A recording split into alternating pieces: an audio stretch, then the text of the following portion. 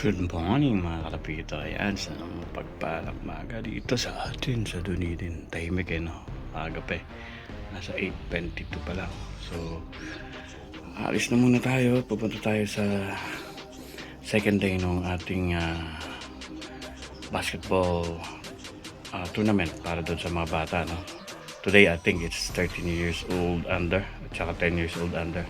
So, kahapon yung 16 years old under. No? Natapos na. Successful naman, kaya wala masyadong kalapate. Pero today magtotos yung kasama ko sa club, si Aaron. So nagpasabay ako, totos siya dun sa Umaru first lap. So naigaya ko na yung mga ibon natin, nagaya ko na, yun na lang isa lang nandun. Malungkot, hindi ko sinama kasi wala pang bitaw yan Ayan, dyan lang muna siya. So niready ko yung pad doon. Tingnan natin kung gagana. Dito rin yung ating yan, no race, training lang, kalapitulok. Ayan, 8:23 na. So alis na tayo mga tol. Ayan, today is 10 ng July. So let's go para hindi tayo malate, no? Let's go mga kalapito. Mamaya ulit. Bye. So here we are, first training before our first lap with my good friend Aaron so that we can save some fuel. We're good.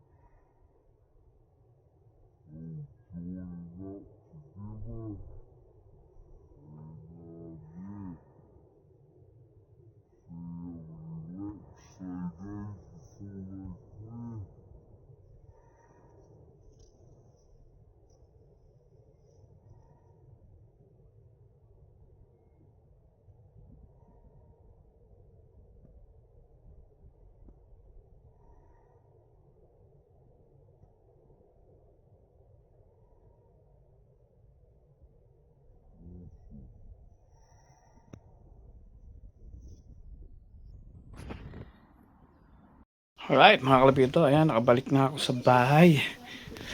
Tingnan natin yung clock kung may nag-scan.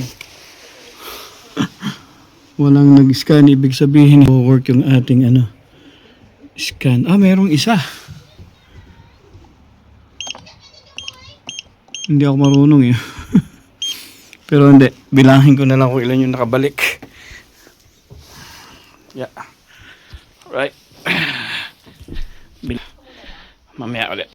Ayan, mga kalapiro, magandang hapon or gabi na pala. Ngayon lang tayo nakauwi pagkatapos ng liga, no? So sinek natin yung ating mga ibon. Kompleto naman, nakauwi silang lahat. So hindi lang gumagana pa yung aking clock, malamang yung cable yan. Okay, subukan natin ulit. So ayan, umahapak naman yung ibon natin. Ayan. So ayan, ayan. So ayan, nakauwi naman sila lahat. Umaru, mga nasa 100 kilometers yan. Pag straight line, nasa 95 kilometers. So alright, mga kalapiro, hanggang sa muli. Bye.